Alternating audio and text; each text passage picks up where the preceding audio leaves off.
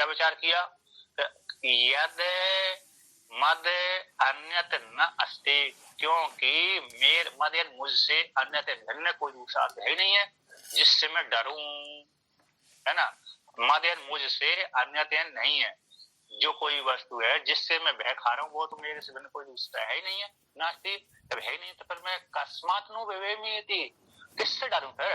डरने का साधन तो दूसरा हो। मेरे पास धन है, हजार लाख रुपए है मेरी जेब में, अब दूसरा व्यक्ति आ गया तो उस दूसरे वाले व्यक्ति को देखकर मेरे को भय हो जाता है, कहीं ये मेरे को मार ना दे, पैसों के लोग के चक्कर मेरे को मार ना दे, है ना।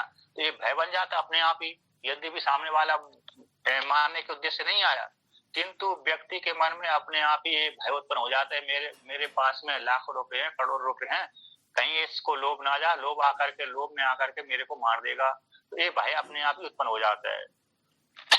तो द्वितीय होगा तो भय होगा, इसलिए मेरे से अन्य तो है ही नहीं, कोई भिन्न है ही नहीं है, तो अकस्मात किस कारण से मैं अपने आप में भय खाऊं, तो मैं नु विभेमी, किस कारण से मैं भय को प्राप्त हूं। तो जब इस प्रकार से उसने विचार किया तो विचार करते ही अभय को प्राप्त हो गया, अतः उसको ज्ञान हो गया, मैं अकेला हूं तो फिर कैसे डरूंगा।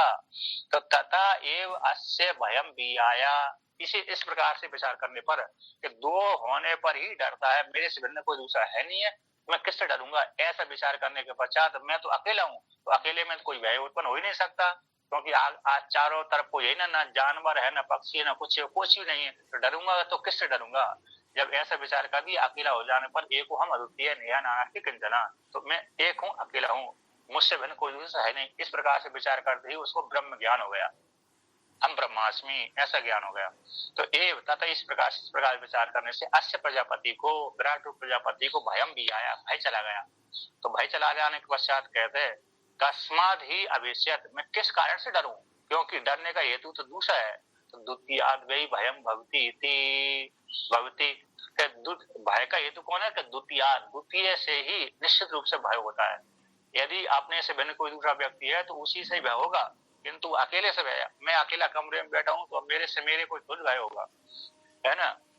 जब दूसरा व्यक्ति होगा तब भय होगा, यदि मेरे पास में है, ये मेरे को मार ना दे तो भय बना देता है, किंतु मैं अकेला हूं तो मैं कैसे डरूंगा। तो द्वितीय से ही भय होता है, अकेले से भय नहीं होता, अपने आप से भय नहीं होता। इसलिए ऐसा तो कस्माद ही अवेश्यत, किस कारण डरूं, क्यों डरने का हेतु है द्वितीयाद भयम भवती। जब इस प्रकार मेरे से भिन्न कोई दूसरा है नहीं तो अब मैं फिर किससे डरूंगा, ऐसा विचार करके उसको ब्रह्म ज्ञान हो गया। तो थोड़ी देर के लिए प्रजापति को भय होता है, अविद्या आती है। अविद्या कहाँ से आई थी? वो पूर्व जन्म के संस्कार से संस्कारित थे, क्योंकि वो साधक अवस्था में भय, साधक अवस्था में डरता था कौन? प्रजापति। अब वो फलावस्था में भी आया तो वो साधक अवस्था में जो डर रूप भय बैठा हुआ था, वो फलावस्था में उसके पास में पीछे नहीं छोड़ा, तो जब उत्पन्न होती उसको भय लगाया था, किंतु साधक अवस्था में आत्मा का चिंतन करता था, तो भय आत्मा का चिंतन करने कारण वो तुरंत ही उसको विचार उत्पन्न हो गया, तो विचार करते ही ब्रह्म ज्ञान उसको हो गया। तो विचार जैसे आचार्य ने हमको उपदेश कर दिया, कहा तुम ब्रह्म हो, निर्गुण हो, निराकार हो, निष्क्रिय हो, न तुम्हारी कोई माता है, न तुम्हारा कोई पिता है, न गुरु है, न शिष्य है, न तुम्हारी पत्नी है, न पिता है, न पति है, न पुत्र है, न पत्नी है, कोई भी नहीं है। इस प्रकार से तुम कौन हो? अपने आप ही अकेले ब्रह्म हो, इस प्रकार से चिंतन करो। तो ऐसे चिंतन करते आचार्य सुना दिया, तो सुनते सुनते संस्कार, अरे हमने चिंतन किया, चिंतन करते करते करते अचानक वो हमको ब्रह्म ज्ञान हो गया। इस प्रकार से उसी प्रकार से उस काल में चिंतन किया था, वो चिंतन उसको उसी काल में ज्ञान तो हो गया था, लेकिन अरे वो पूरे प्रारब्ध के कर्म में आप ऐसा हो गया था कि जैसे गाड़ी पहाड़ के ऊपर तो पहुंच गई, पहाड़ के ऊपर पहुंचने के जब धड़कने वाली थी, इससे पहले अरे उसकी जब तक वो घाट जैसे ही ऊपर पहुंचने के पश्चात जब धड़कती है, जहां तक वेग रहता है वहां तक वो गाड़ी चलती रहती है कि नहीं। जब पहाड़ के ऊपर तक पहुंचाने के लिए प्रयास करना पड़ती है, जब पहाड़ से नीचे उतरना है तो उसमें प्रयास की जरूरत नहीं रहती, अपने आप ही धड़कती है, जब तक वेग रहेगा तब तक धड़कता रहेगा। तो जब वो वेग वेग के कारण ऊपर से जब धड़कती है तो प्रारब्ध कहलाता है ना। तो वो उसी को अविद्यालय कहते हैं, उसी को प्रारब्ध कहते हैं। तो प्रारब्ध के अनुसार वो गाड़ी धड़कती थी। यद्यपि प्रजापति के साधक अवस्था में ज्ञान हो गया था, किंतु ज्ञान होने से पहले ही वो अरे उसके जो है ना प्रारब्ध वेग आगे पहुंच चल गया था। जैसे राजा भरत है, सम्राट जो भरत है, अरे जो दुष्यंत पुत्र भरत कहो चाहे ऋषभ देव जी का पुत्र भरत है, प्राय करके ऋषभ देव जी का भरत के विषय में आता है, क्योंकि वही अरे दूसरे रूप में दूसरे जन्म में ब्राह्मण बने थे, मतलब दूसरे जन्म में हिरण्य बने थे और ब्राह्मण बने थे। तो वो जिस काल में सम्राट थे उस काल में सबका त्याग करके गंडकी नदी के किनारे चले गए थे नेपाल में। नेपाल से निकले गंडकी नदी पर बिहार में जाकर गंगा में समाहित हो गए। तो गंडकी नदी में अरे राजपाट का त्याग कर अपने पुत्रों के ऊपर राजभार दे करके राज का त्याग करके जंगल में चले गए थे। जंगल में जाकर के वो किसी कुटिया बनाकर रहने लगे, साधना करने लगे। और साधना करते करते करते उनको आत्मा का चिंतन करते थे। ब्रह्म ज्ञान हो ही गया था, होने से पहले उनके 3 प्रारब्ध कर्म आरंभ हुए थे। एक तो पहला लास्ट का था ही राजा के रूप में था, किंतु दूसरा अरे कौन हो गया था, एक हिरण्य का अरे वो प्रारब्ध कर्म, एक हिरण के पश्चात अरे एक ब्राह्मण के शरीर में जन्म लेने का प्रारब्ध कर्म उनका आरंभ हो गया था। तो इससे पहले क्योंकि जब जंगल में रहते थे ज्ञान हो ही गया था, जो होने से पहले प्रारब्ध कर्म चालू हो गया, तो उसी काल में हिरणी का बच्चा जो उनके पास में आ गया, हिरणी ने बच्चा ले दिया, उसको उठा के आश्रम लिया, आश्रम लेकर उसका पालन पोषण किया। पालन पोषण करते समय उनके मन में ये ध्यान आता था, यदि ये पुरुष होता, ये हिरणी का बच्चा यदि ये पुरुष होता तो मैंने जो ज्ञान का अर्जन किया है इस ज्ञान को मैं इसको उपदेश करता। तो उनके मन में संकल्प उठा था वहां पर। तो कहते बाद में फिर उसी में राग, हिरण के बच्चे में राग हुआ था, किंतु वो हिरण के बच्चे में राग होने से पहले उनके प्रारब्ध कर्म चालू हो गए थे। तो अगले जन्म में वो हिरण बनने के पश्चात उनकी स्मृति नष्ट नहीं हुए, तो वही वो हिरण का बच्चा अगले दूसरे जन्म में और अरे जो राजा रघुगण नाम के राजा के रूप में पैदा हुआ था हिरण का बच्चा। तो वही हिरण के बच्चे को रघुगण राजा के रूप में पैदा हुए थे। भाई अरे जो भरत हैं वो अगले दूसरे तीसरे जन्म में ब्राह्मण के घर में जड़ भरत के रूप से पैदा हुए थे। वही जड़ भरत ने अरे रघुगण राजा जो हिरण का बच्चा था, हिरण के बच्चा रघुगण राजा को ब्रह्म ज्ञान को उपदेश किया था। वो संकल्प उनको पहले से ही सिद्ध था।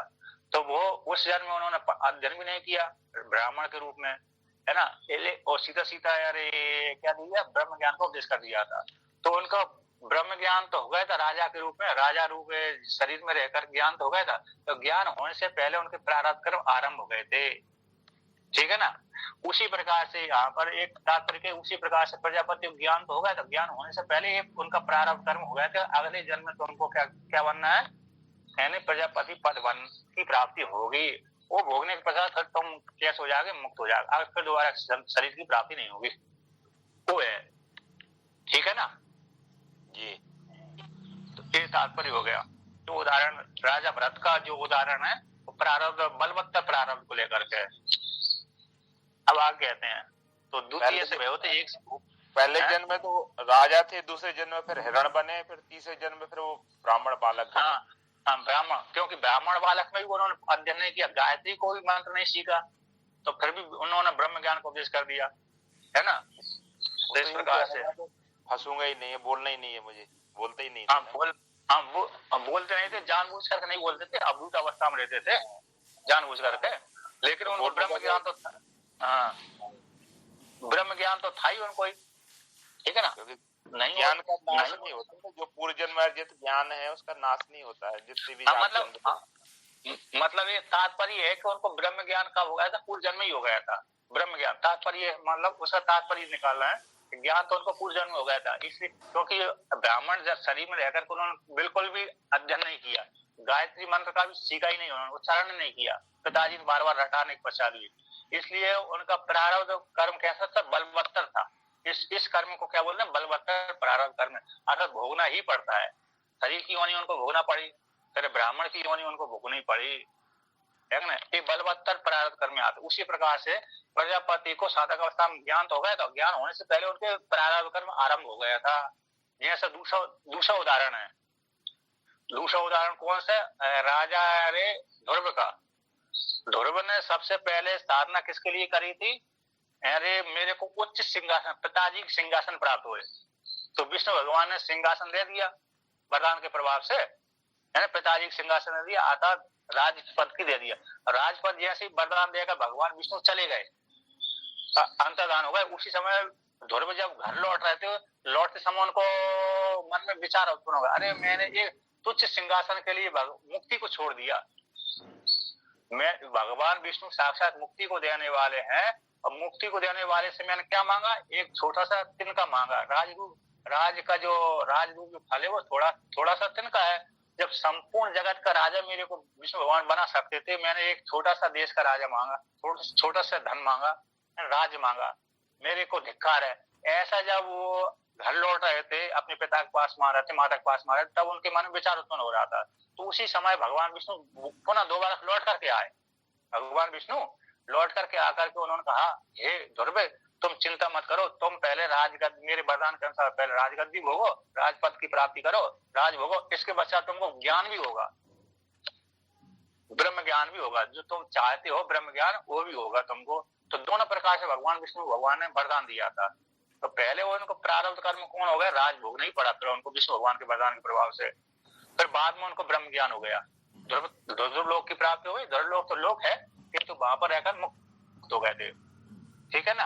तो ये क्या हो गया, बलवत्तर प्रारब्ध कर्म। उसी प्रकार से प्रजापति ने पहले क्या किया था, अरे प्रजापति पद के लिए उसने साधना करी थी, किंतु साधना करते करते उसको ब्रह्म ज्ञान भी हो गया था। फिर तो इसी साधना का जो कर्म है वो बलवत्तर हो गया था।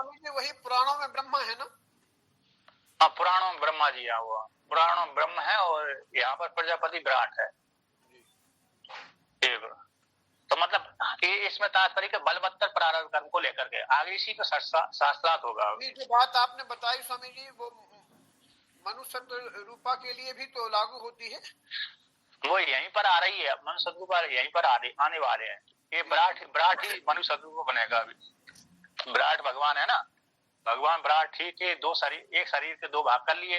एक से जैसे शिव जी अपने आप प्रत्यक्ष दिखाते हैं, शिव जी दिखाते हैं ना अर्धनारीश्वर, आधे शरीर से कृष्ण, आधे शरीर से शक्ति बन जाते हैं, आधे शरीर से नर नारी के आकर्षण है, मतलब स्त्री हाँ, में आकर्षण बना हुआ है। हाँ, इसीलिए पुरुष स्त्री को चाहता है, स्त्री पुरुष को चाहती है, इसीलिए चाहती है क्योंकि हाँ सभी, क्योंकि उसने विराट ने अपने शरीर को दो भागों में किया, तो एक भाग दूसरे भाग को प्राप्त करना चाहता है।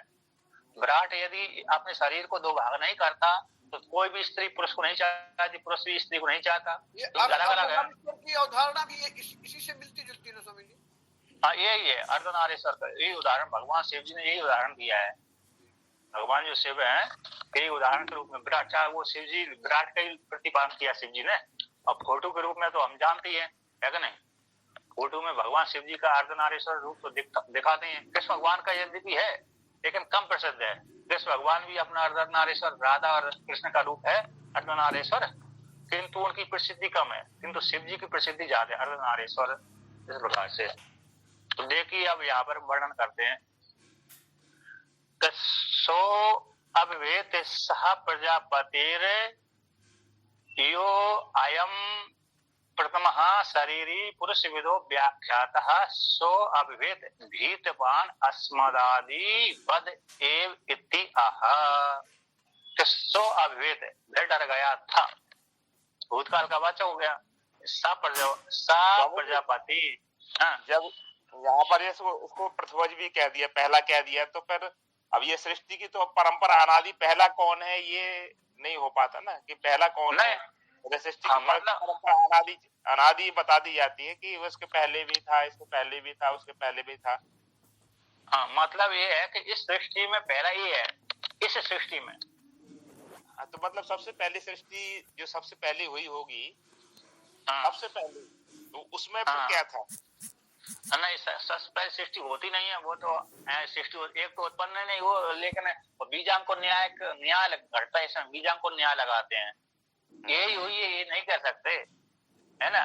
नहीं, यदि आदि कहेंगे सृष्टि ये आदि है तो आदि है, फिर अंत भी हो जाएगी, जो जिसका आदि हो तो उसका अंत भी होता है। तो इसलिए ये सृष्टि, इसलिए इसका कोई निर्णय नहीं कर, बीजांकुर का जैसे बीजांकुर न्याय है ना, वैसे वो अनिर्णय वाला है। भगवान भास्कर ने अरे इसको बीजांकुर न्याय को अरे संशयास्पद माना है, संशयास्पद वाला है। क्योंकि मुर्गी के बिना अंडा नहीं हो सकता, अंडा के बिना मुर्गी नहीं पैदा हो सकती है ना, बीज के बिना अरे अंकुर पैदा नहीं हो सकता, और अंकुर के बिना कौन सा बीज अंकुर न्याय, बीज अंकुर न्याय कहलाते हैं। हाँ, बीज अंकुर न्याय। बीज के बिना अंकुर पैदा नहीं हो सकता, वृक्ष नहीं बन सकता, वृक्ष के बिना बीज नहीं पैदा हो सकता।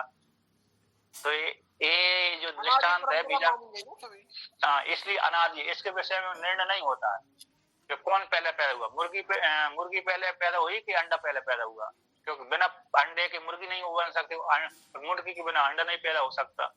वैसे पुराणों में तो ब्रह्मा जी ही सब बनते गए, ब्रह्मा जी मुर्गी बने, फिर वो हाँ बने तो सारे बने, लेकिन आदि नहीं कह सकते, क्योंकि एक सिद्धांत भी तो है कि बिना कर्म के अरे जीव उत्पन्न कैसे हो सकता है। बिना कर्म के जीव उत्पन्न होगा तो फिर ज्ञान की क्या उपयोगिता है। तो ज्ञान हो जाने के पश्चात फिर जीव उत्पन्न होने लगेगा। हमने इतनी मेहनत की है ब्रह्म ज्ञान मुक्ति के लिए, तो फिर भी हमारे कोई कर्म नहीं है, फिर भी हम दोबारा फिर उत्पन्न हो जाएंगे। फिर इससे अच्छा है कि हम ज्ञान ही ना करें, काय को दिन रात ब्रह्मचर्य का पालन कर रहे हैं, त्याग कर रहे हैं, सारे संसार सुख का त्याग करके जंगल में बैठ रहे हैं। ये फिर करने की क्या जरूरत है, जब हमको अगला जन्म प्राप्त होना ही है ज्ञान होने के पश्चात, फिर हम ये मेहनत क्यों करेंगे, त्याग क्यों करें, खूब खाएंगे पिएंगे, है क्या नहीं। तो ये दोष भी आ रहा है इस प्रकार से।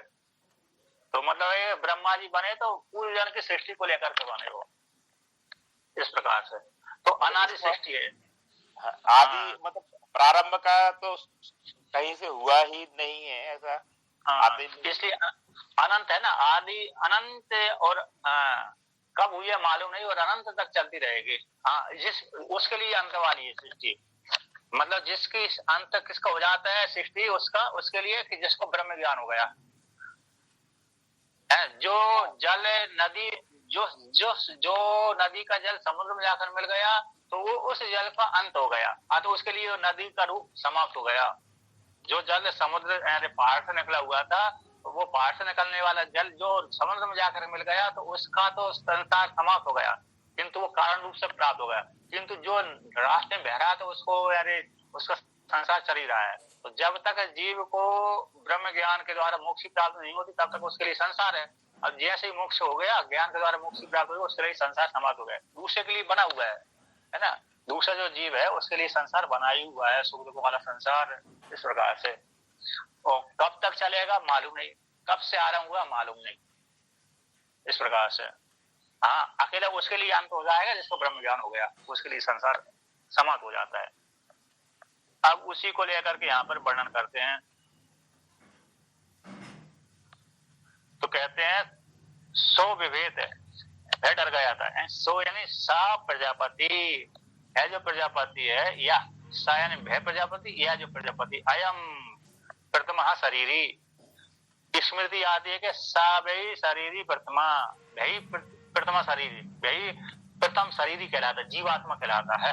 सा भई निश्चित रूप से शरीरी यानी प्रथम रूप से शरीरी कहलाते हैं, उसी को शरीरी कहते हैं, जीवात्मा कहते हैं, सबसे बड़ा जीव। तो जिस इस हिरण्यगर्भ को यानी विराट को ही प्रथम जीव कहते हैं। एक जीव बाद है ना, तो एक जीव बाद में यही आता है, एक जीव बाद, एक जीव को छोड़कर दूसरा कोई है ही नहीं है, एक जीव बाद। तो जिस एक जीव को ब्रह्म ज्ञान होगा सभी को ज्ञान हो गया, ऐसा मानते। एक जीव बाद में मानते हैं कि जिस एक जीव को ज्ञान हो गया तो मान लो उसके दृष्टि में सारे जीवों को ज्ञान हो गया, तो उससे भिन्न कोई दूसरा ही नहीं है। तो इसको तो ज्ञान ही था, हम लोग आगे चल रहे हैं, उनको तो प्रजापति को तो ज्ञान ही था, लेकिन संतानों को कहाँ ज्ञान। नहीं, ये श्रुति का तात्पर्य है सा वही शरीर प्रथमा। तो एक जीव बाद में है कि हमारी दृष्टि में हमने अपने आप को ज्ञान हो गया, तो हमारे मन में ये भावना बन जाती कि मेरे से भिन्न कोई दूसरा ही नहीं है, तो सभी को ज्ञान है, इस प्रकार से। तो सारे मुक्त ही हैं, इस प्रकार से एक जीव बाद में मानते हैं, ठीक है ना। एक जीव बाद का सिद्धांत है, तो एक जीव से भिन्न कोई दूसरा जीव नहीं है, ऐसा मानते हैं, इस प्रकार से।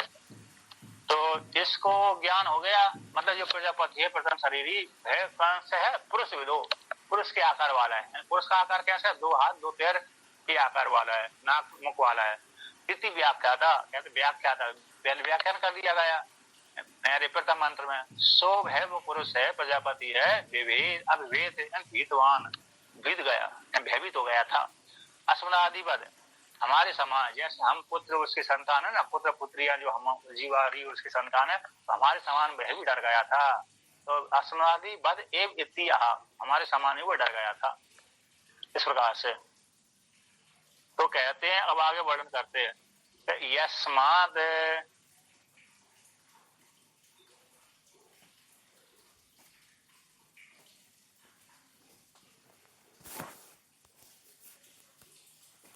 हम एकाकी कोपी माम मनुष्यति इति, मैं अकेला हूं, कोई भी माम मुझको मार सकता है, इस प्रकार से आत्मनाश के विषय से, आत्मा के नाश के विषय से विपरीत ज्ञान वाला हो जाने से, ज्ञान वाला होना से प्रजापति विद्वान इति अत्र। इसमें क्या प्रमाण है? ऐसी आशंका को लेकर कहते कार्य कहते हैं भय लिंग के द्वारा कारण में प्रजापति में उस प्रकार से जान लेना चाहिए।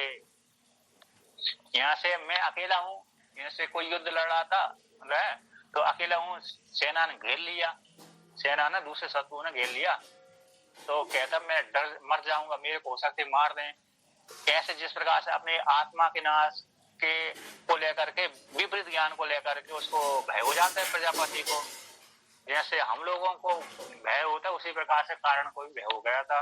ऐसी आशंका को लेकर कहते हैं यस्माद अयम पुरुष विदः शरीर करणवान आत्मनाश विपरीत दर्शनवत्वात् अविभेद तस्मात् तत्सामान्याद् अद्यत्वे अपि एकाकी विवेति इति विवेति।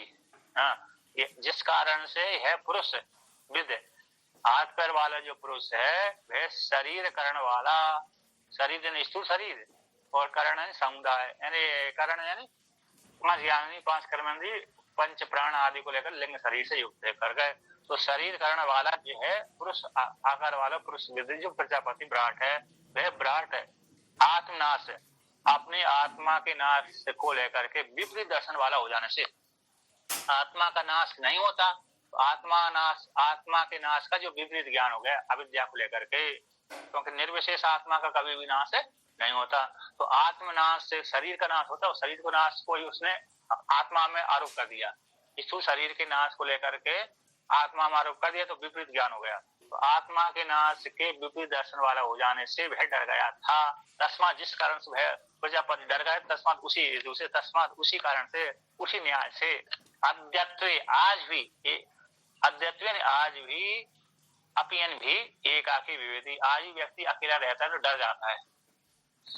जंगल में चल रहा है अकेला तो डर जाता है, वहां भी है ना, घर में बैठा हुआ भी है, जैसे घर में अकेला है, यदि कोई स्त्री आदि है अकेली है, लाइट बिजली आदि चली जाती है तो वो भी डर जाती है, यदि कुछ ऐसी जगह है तो इत्यादि।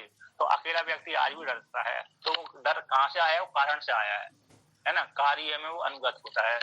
तो किंचा अस्मदादिवद एव भय हेतु विपरीत दर्शन अपनोद कारणम यथा भूत आत्मदर्शनम सो अयम प्रजापतिर इच्छाम चक्रे कृतवान स्मा। और भी इस प्रकार से अस्मदादि के समान ही, जैसे हम लोगों को भय होता है इसी प्रकार से भय हेतु, तो हम लोगों को भय क्यों होता है कि विपरीत दर्शन, भय का हेतु या विपरीत ज्ञान, तो भय के हेतु विपरीत दर्शन के द्वारा ही भय की प्राप्ति होती। उसी प्रकार से प्रजापति को भी भय के हेतु कौन हो गया? विपरीत दर्शन हो गया था। तो विपरीत दर्शन के अपनोद का कारण है, तो विपरीत जो ज्ञान है उसे विपरीत रूप ज्ञान को हटाने के लिए उसका कारण कौन है? यथा आत्मदर्शनम, यथाभूत है। जैसे रस्सी में सर्प है, जो विपरीत ज्ञान हो गया, तो रस्सी ये रस्सी नहीं बल्कि सर्प है, तो सर्प को देख, रस्सी में जो कल्पित सर्प है उस सर्प को देख करके व्यक्ति को डर हो जाता है। जब रस्सी का यथार्थ ज्ञान हो जाता है रस्सी का, तो उस जो देखने वाले व्यक्ति का भय समाप्त हो जाता है, तो यथाभूत दर्शन हो गया।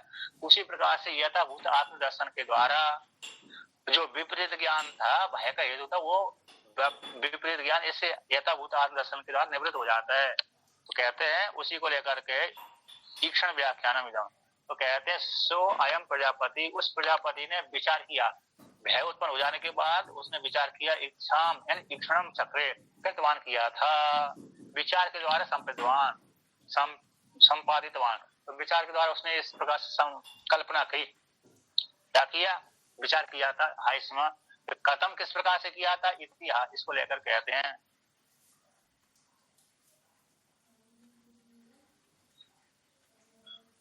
इसको टीका में वर्णन किया है, जिस प्रकार से हम लोगों के द्वारा, है ना, अस्मदादि भी का अर्थ है हम लोगों के द्वारा, रज्जु स्थाणु आदि में, रस्सी में, वो स्थाणु आदि में, रस्सी में सर्प की बुद्धि हो जाती है, स्थाणु में चोर की बुद्धि हो जाती है। स्थाणु में किसकी हो जाती है, चोर की बुद्धि, पुरुष की बुद्धि। तो चोर की बुद्धि हो जाती है, तो उसमें सर्प और जो पुरुष आदि का जो भ्रम हो जाता है, तो सर्प पुरुष आदि के भ्रम से उत्पन्न होने वाला जो भय, वो भय की निवृत्ति के लिए क्या करता है, विचार के द्वारा विचार करता है। तो विचार के द्वारा जो विचार करता है, रस्सी में जो सर्प का भय था वो विचार के द्वारा निवृत्त हो जाता है। स्थाणु जो पुरुष बुद्धि हुई थी वो विचार के द्वारा निवृत्त हो जाता है। तो विचार के द्वारा तत्व ज्ञानम संपादित, उसका यथार्थ ज्ञान नहीं, ये सर्प नहीं है, देख रहा, सर्प के द्वारा भय उत्पन्न हो गया था, रस्सी में सर्प देखने के कारण भय उत्पन्न हो गया था। अब देखा ये तो चल ही नहीं रहा है कि नहीं, यदि ये सर्प होता तो थोड़ा बहुत मटकता भी था, मटकता, तो ये तो मटक ही नहीं रहा, कुछ हल भी नहीं रहा, चेष्टा भी नहीं हो रही, हो सकता है सर्प नहीं है। तब ऐसा विचार उत्पन्न होता है तो फिर देख थोड़ा पास में जाता है, यद्यपि भय बना रहता है, लेकिन फिर नजदीक में जाता है, देखा अरे तो रस्सी है, तो विचार के द्वारा क्या हो गया, उसका रस्सी की भय की निवृत्ति हो गई। उसी प्रकार से ठूंठ में, अब देखा ये तो खड़ा ही हुआ है ना, बिल्कुल भी 1 इंच 2 इंच आगे पीछे हो ही नहीं रहा, इससे सिद्ध होता है कि ये पुरुष नहीं है। पुरुष होता तो हाथ पैर तो हलाता है ना, तो इस प्रकार से जब देखा हाथ पैर इसके हल ही नहीं रहे, हल नहीं रहे कि पुरुष नहीं है, तो इस प्रकार से जब विचार करता है तो फिर वो देखता है ये ठूंठ है, ठूंठ को देखकर मैंने पुरुष बुद्धि कर ली थी, तो इस प्रकार से उसको ज्ञान हो जाता है, तो भय की निवृत्ति हो गई। तो विचार के द्वारा तत्व ज्ञान की प्राप्ति हो गई, अर्थात उसके यथा वस्तु की प्राप्ति हो गई। ये दृष्टांत हो गया, दृष्टांत में घटाते। उसी प्रकार से प्रजापति भी जो भय का हेतु था विपरीत होता ना स्वामी जी, है, भय अज्ञान के कारण ही है। हाँ, भय अज्ञान के कारण है, भ्रम से हो गया अज्ञान, उसका भय का हेतु मूल अज्ञान है, मूल अज्ञान, तो मूल अज्ञान बोलते हैं, तो भय का हेतु अज्ञान था। तो उसी प्रकार से प्रजापति भी उसको भय हो गया था, तो भय हो जाने से उसका हेतु, जो भय का हेतु कौन है, विपरीत ज्ञान। तो प्रजापति को जो भय है वो भय का हेतु कौन है, विपरीत ज्ञान। तो विपरीत धियो यानी बुद्धि, तो विपरीत ज्ञान हो गया था। तो विपरीत ज्ञान का ध्वस्ती में हेतु कौन है, तत्व ज्ञान। वो तत्व ज्ञान कैसे, विचार के द्वारा संपादितवान, तो विचार के द्वारा उसने संपादन कल्पना कर ली, विचार के द्वारा उस तत्व ज्ञान की संपादित कर लिया। अरे मैं तो अकेला हूँ, किससे डरूंगा, डरने का साधन तो दूसरा है क्या नहीं। इस प्रकार से उसने विचार किया, विचार करके उसको ज्ञान हो गया। उसी को लेकर के आगे कहते हैं परमार्थ दर्शन को पृष्ठपूर्वक विस्तार पूर्वक कहते हैं। किस प्रकार से उसने विचार किया, इसको लेकर कहते हैं यद यस्मात् मत्तो अन्यद आत्म व्यतिरेकेण वस्तु अंतरम प्रतिद्वंदी भूतम नास्ति तस्मिन् आत्म विनाश हेतु अभावे तस्मान्नो विवेमी इति। यद यस्मा जिस कारण से, मत मुत से, मत मुझसे, अन्यद यानी भिन्न, यानी आत्मा से व्यतिरिक्त, आत्मा से भिन्न, वस्तु अंतरम, आत्मा से भिन्न कौन, वस्तु अंतर है, तो जो दूसरी वस्तु अंतर उसको बोलते हैं प्रतिद्वंदी भूत। तो मेरा प्रतिद्वंदी दूसरा है ना, तो मेरा वस्तु अंतर है, प्रतिद्वंदी भूत जो दूसरा वस्तु है वह नास्ति नहीं है, अर्थात मेरे से भिन्न कोई दूसरा ही नहीं है। जो जब नहीं है तो तस्मिन, उसके होने पर ही आत्मा का नाश होता है। तो तस्मिन आत्मनाश विनाश हेतु, जो दूसरे प्रतिद्वंदी को होने पर ही आत्मा का नाश होता है। ऐसे आत्मा के विनाश का हेतु का अभाव हो जाने पर दूसरे व्यक्ति जो प्रतिद्वंदी भूत है वह दूसरा व्यक्ति आत्मा का नाश करता है, शरीर का नाश को लेकर आत्मा में आरोपण कर दिया।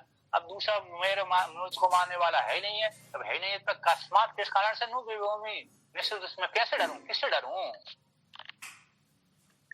इस प्रकार से 5 नंबर टिप्पणी में दिया है, अकस्मात किस कारण से नु थी, पृथक अभिन्न अद्वितीय चैतन्य आनंद ब्रह्म स्वरूप हम अतः। अकस्मात किस कारण से, मैं तो कैसा हूँ, पृथक अभिन्न हूँ, आत्मा से एक हो गया, कैसा हो गया, पृथक स्वरूप, पृथक ज्ञान स्वरूप हूँ मैं, अभिन्न हूँ, अद्वितीय चैतन्य, जो मेरे से भिन्न कोई दूसरा चैतन्य है ही नहीं है, ऐसा चेतन आनंद स्वरूप वो ब्रह्म मैं हूँ, ऐसा इस प्रकार से उसने विचार कर लिया। अतः मैं कौन हूँ? अकेला हूँ, अभिन्न हूँ, पृथक अभिन्न परमात्मा हूँ, द्वितीय मेरे से द्वितीय कोई भिन्न है, द्वितीय है ही नहीं है, मैं चेतन स्वरूप हूँ, आनंद स्वरूप हूँ, ब्रह्म स्वरूप हूँ। इस प्रकार से उसने